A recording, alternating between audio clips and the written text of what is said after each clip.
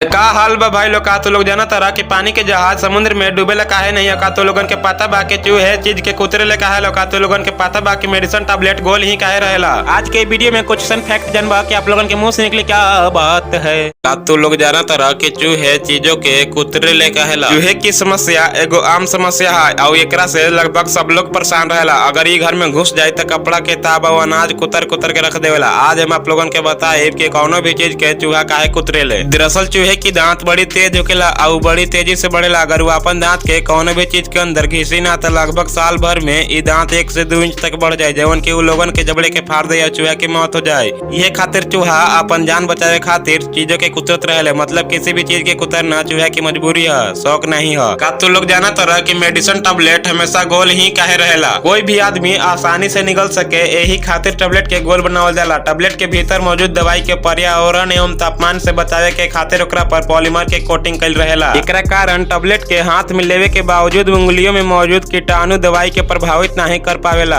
अगर टैबलेट के गोल नहीं बनाकर यदि एकरा के चाकर बनावल जाए तक तो ओकरा से गले में फंसे के गले के अंदर स्क्रैच आवे के संभावना काफी हद तक बढ़ जाए।